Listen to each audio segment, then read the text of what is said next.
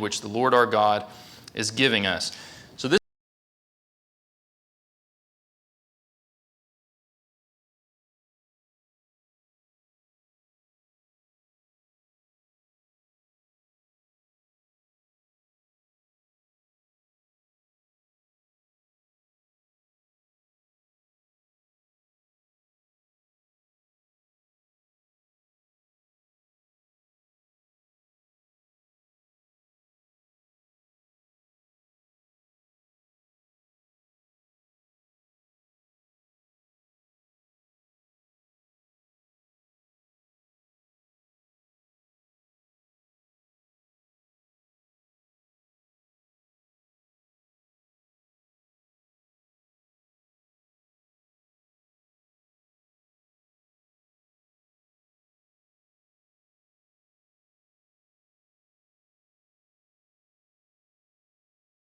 has.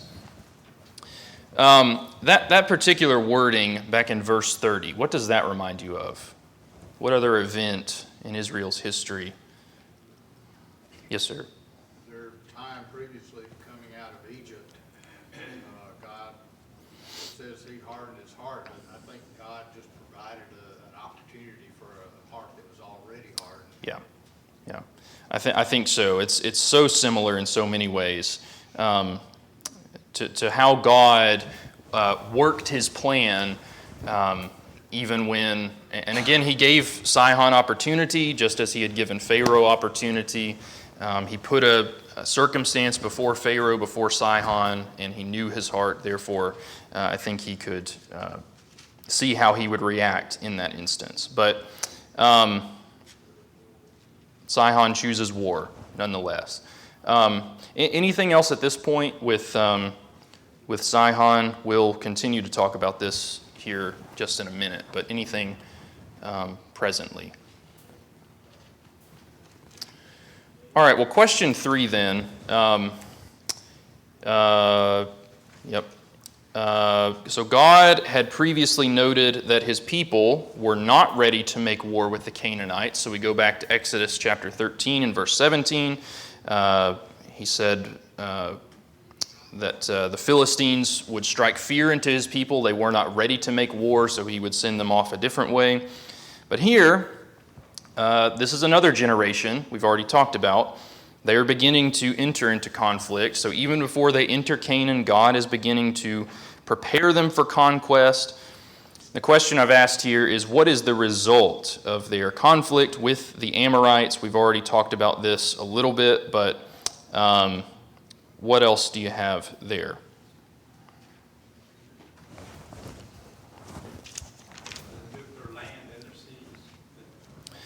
Yeah, they defeated Sihon with the sword, took possession of his land, even the land that Sihon had taken from who? Other one. Well, I think, the Amorites, but I think also king of Moab, the text says, in another military conquest. He had taken land from this previous king of Moab. So again, you go back to Deuteronomy 2. We get a little more detail of what's talked about here. Verse 33 of Deuteronomy 2, "And the Lord our God delivered him over to us, so we defeated him, his sons, and all his people. We took all his cities at that time, and we utterly destroyed the men, women, and little ones of every city. We left none remaining.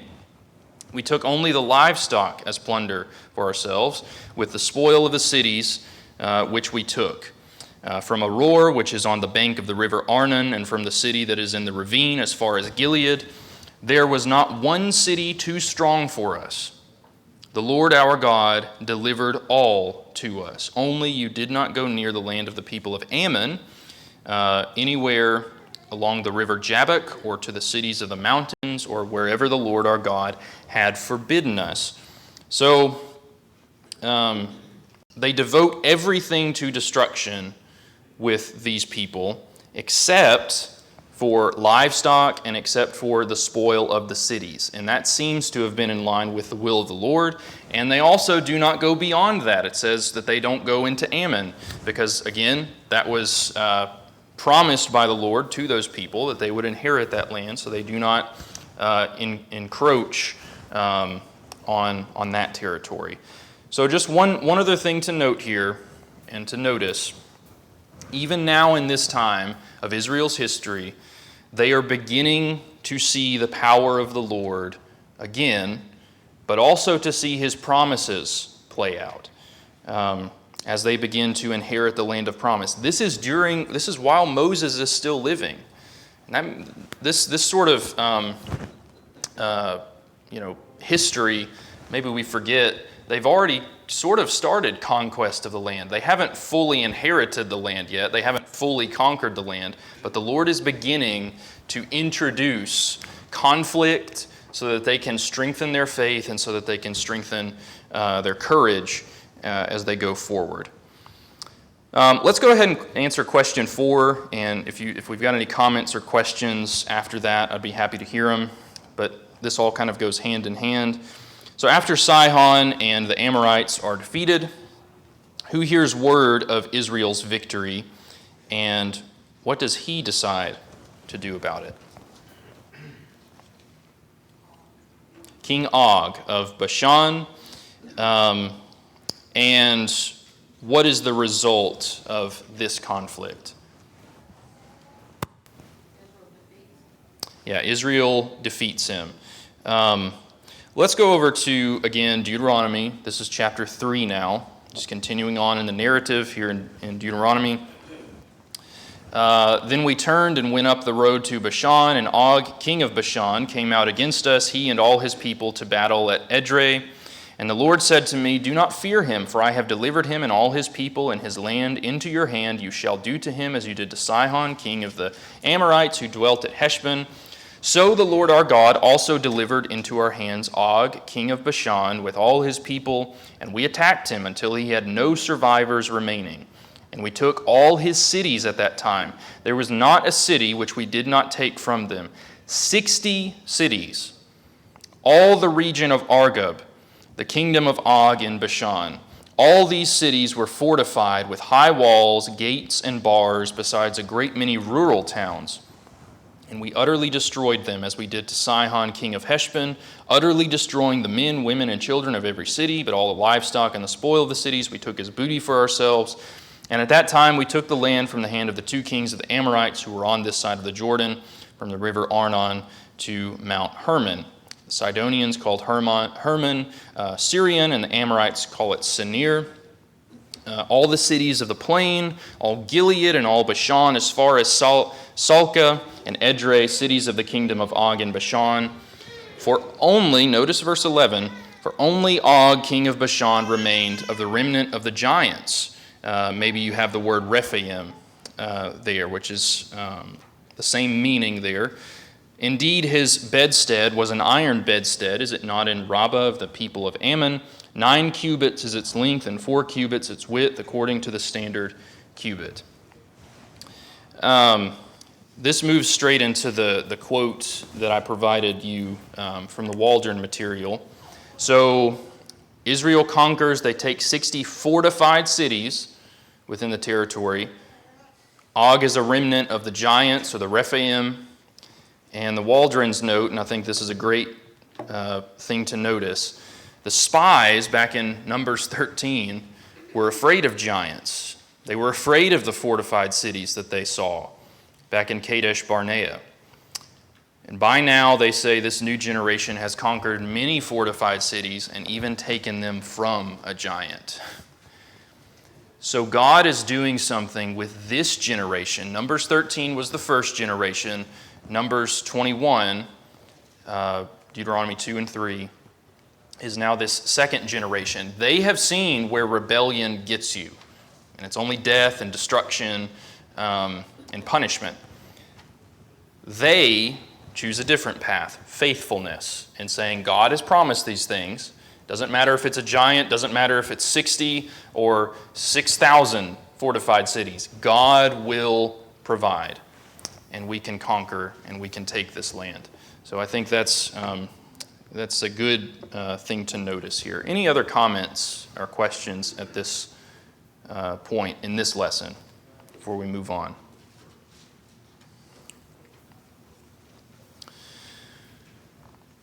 All right, well, let's turn back to Numbers then, if you're not already back there.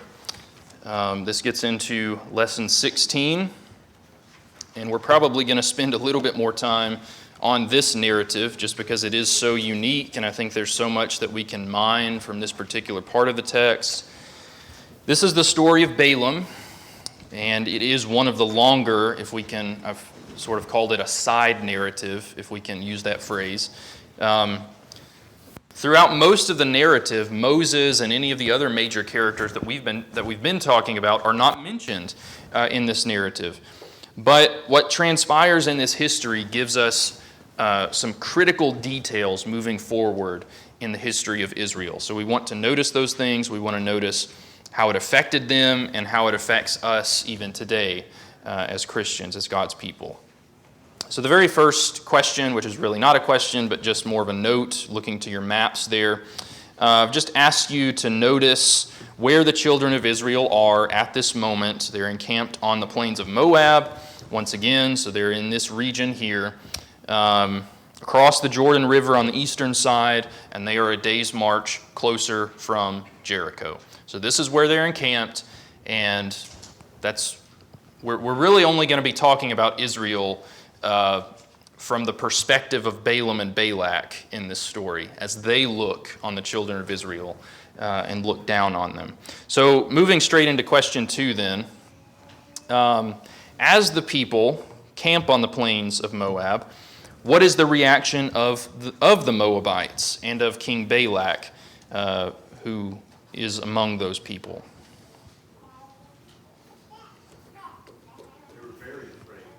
They were very afraid. Good. What are some of the what do your translations say there for what their reaction was? So this is 22, I guess verse 3 thereabouts. So very afraid. Anyone have anything else? Sore afraid. Yeah, it's the old King James. Love that. Sick with dread. So it's sort of that image that you're just sick to your stomach. It's so bad. You're so afraid. Maybe we've been there before with certain things. Great dread. They're overcome with fear, some others say. And Balak says what specifically that Israel is going to do with his nation. They're going to do what? He's going to take everything. Yeah, they're going to lick up everything around. That's right. Yeah, you love that imagery. This horde will now lick up all that is around us as the ox licks up the grass of the field. So it's just going to be as nothing to them. It's just going to be, ox food, to bring that imagery to mind. Verses 5 and 6, I think, are interesting. Where in what Balak decides to do. Of course, he ends up sending for Balaam, but again, how does he describe Israel at this level?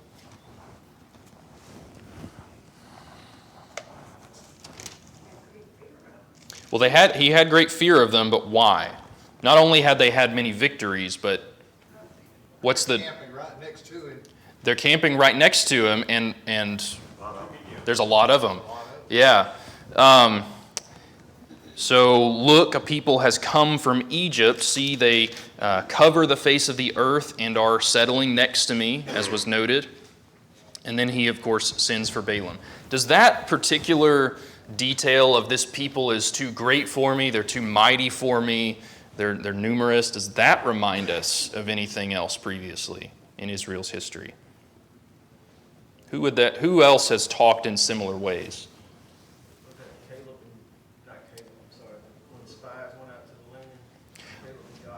Yeah, well, that's true. The spies did say that about, so Israel, no spies, said that about Canaan itself. That is a good note. I hadn't Hadn't put that in my notes, but that is a good point. But thinking specifically about just another leader of another foreign nation when they're talking about Israel, you go back to Exodus chapter 1, right? Go back to Exodus 1, and let's just notice how Pharaoh talks about Israel here. Exodus 1 in verse 7. And this is Moses writing here at this point, so we don't get this particular exclamation from Pharaoh, but he notices it, as we'll see here in a minute. But the children of Israel were fruitful and increased abundantly, multiplied and grew exceedingly mighty, and the land was filled with them. So that word for exceedingly mighty is the same word that Balak uses over there in Numbers 22. But you go down to verse 9. He, that is Pharaoh, said to his people, "Look, the people of the children of Israel are more and mightier than we." And so, I think there are a lot of similarities that we can see, some rhyming, some poetry in terms of the history that's happening here of what Pharaoh decides to do as a result of Israel being this way, what Balak chooses to do. Balak wants to curse the people. Pharaoh, when he notices that the people are too numerous or too numerous for him, he first sends slave masters after them, driving them harder than they had before. That's verses 11 through 14 of chapter 1. He then tells the midwives to kill all the male children, trying to squelch and stop any reproduction amongst the nation. And then he goes even a little further. He commands then that every male child be thrown into the Nile River. And it's after that third sort of push that then we see the appearance of Moses, who would be the savior of his people. One thing that we may mention a little later on when we come to the story of Balaam, Balak tries to get Balaam to curse Israel several times. Once, twice, 3 times. And it's after the third time that Balak says, "Didn't I ask you to curse this people? And yet you've blessed them anyway." And it's in that fourth attempt that Balaam makes that then we see this coming of a Savior, which I think is maybe an interesting parallel and maybe something we can put together with the earlier attempt by Pharaoh to put down Israel. But Balaam, or Balak rather, says back in Numbers, and it is interesting that he says this. In verse 6, this exact language is used. "Perhaps I shall be able to defeat them." This is Balak talking of Israel, "and drive them out of the land. For I know that he whom you bless is blessed, and he whom you curse is cursed." What does that phrase remind us of? Genesis 12 and verse 3, right? What God says to Abraham, "Those who bless you I will bless, and those who curse you I will curse." And Balak is kind of twisting that and I don't know that he knew of the Abrahamic promise there, but it is interesting that he uses that phrase, and we'll see some of this play out a little bit more through the story. Anything else there? Yes, sir. Just a quick note. One of the things that strikes us about this story is how low their opinion is of God. Mm-hmm. So Balak thinks, look, if I can bribe you, you can control God, and then I can control God. That's just not how it works. Yeah. And, this is the problem. Pharaoh thought, well, I can outdo God. He found out he sure couldn't. But it's a good reminder, the pride of men in ignoring the will of God or trying to manipulate, God in some way. It will never work. Mm-hmm. Our job is to find God's will and to humble ourselves, not to try to change His will. And this is we're talking about here, to bless those or curse those He's blessed. That's right. Balak and Pharaoh, for that matter, had such a sort of humanistic, materialistic way of thinking about God and thinking about God in the way that they thought about their own gods, frankly. And we see that borne out in the text with Balak, where he tries to sort of change the circumstance. Well, this curse didn't work this way because we didn't have all the pieces weren't together exactly how they needed to be. So we'll change the sacrifices or change the location or whatever it might be. But yes, it is such a low view of God. That's a great point. Anything else there on that? All right, well, question 3 then. According to the text, who is Balaam? Let's start there. How is Balaam described? Where does he come from? And what did you have for that?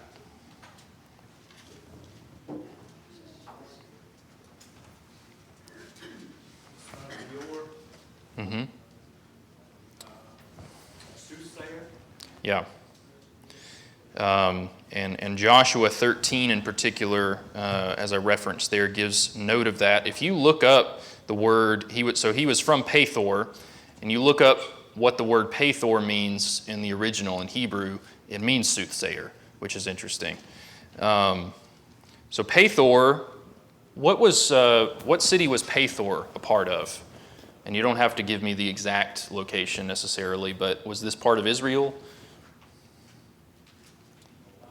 This was a part of ancient Mesopotamia, so Balaam was not an Israelite, was he?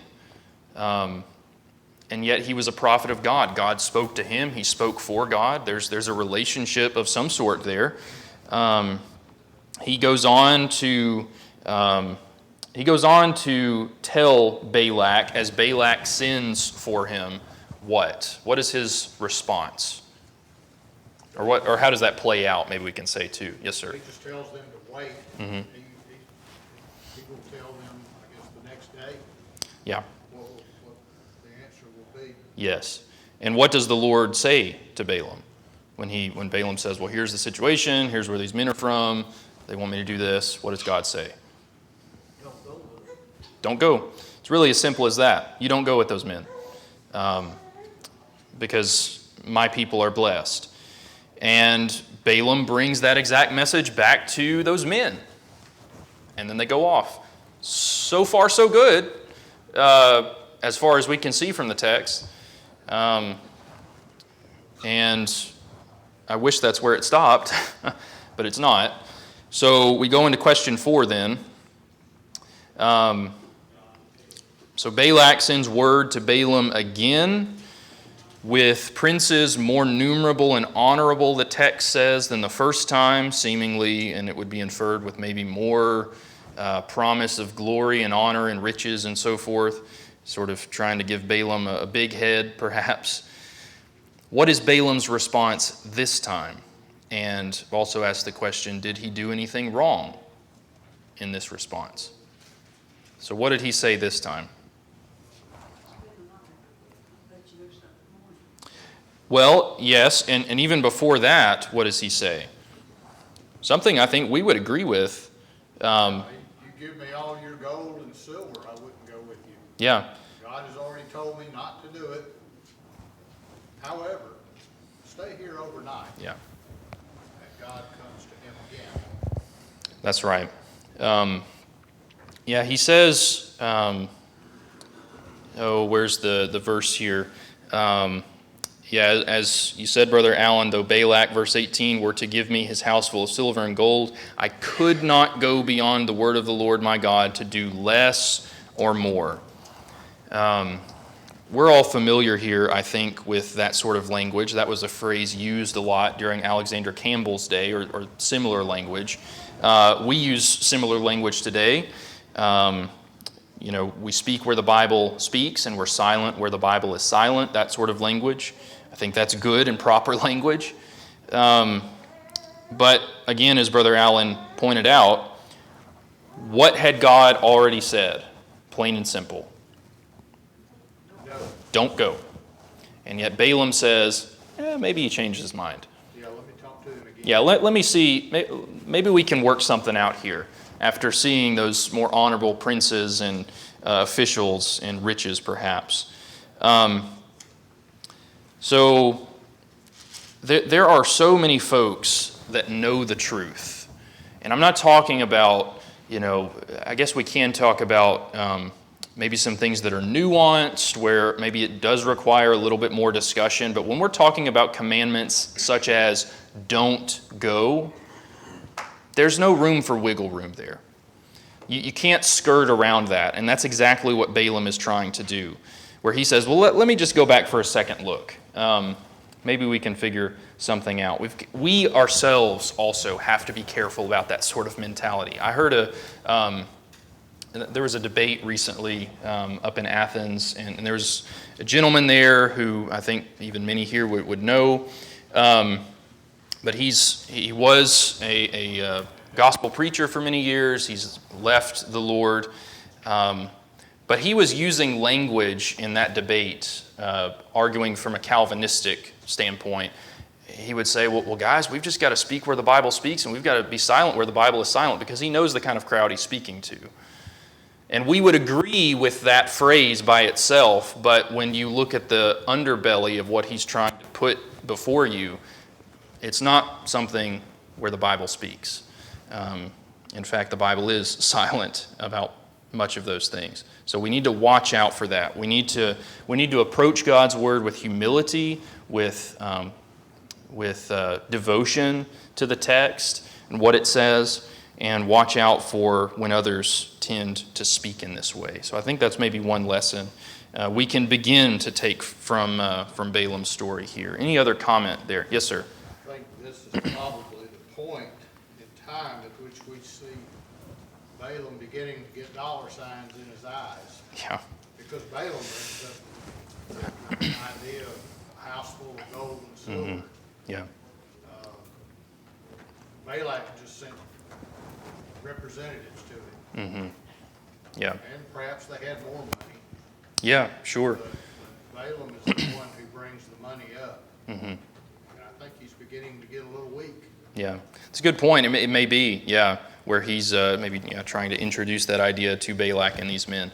And we'll talk about this probably on Wednesday, but the New Testament talks about Balaam in a way of someone who was greedy. And it was because of greed that he then put stumbling blocks before God's people. So I think, that seems to be, maybe this was the point in time where Balaam sort of made a switch, where he just needed a little bit more motivation, as it were, to go beyond the word of the Lord. And that's what he does here. Anything else on that? All right, well, we've got just a couple of minutes here, so let's just introduce what takes place next. This is question 5.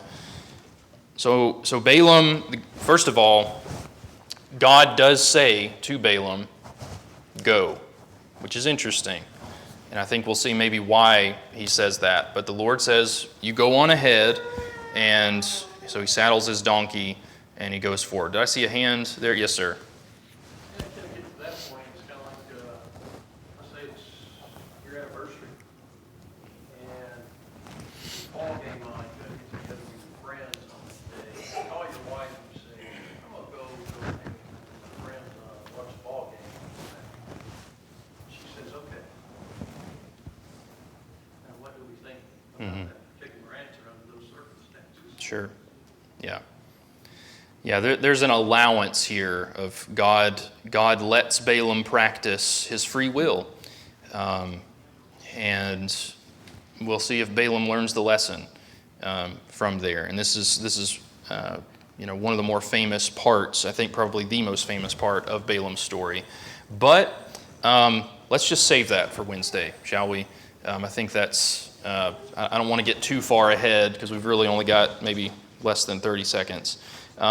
But go ahead and look at question 5 forward, maybe go on to lesson 17. There is more material in the back for the next lessons, so that'll be 18 and 19, so you can go ahead and pick those up in the back. Thank you.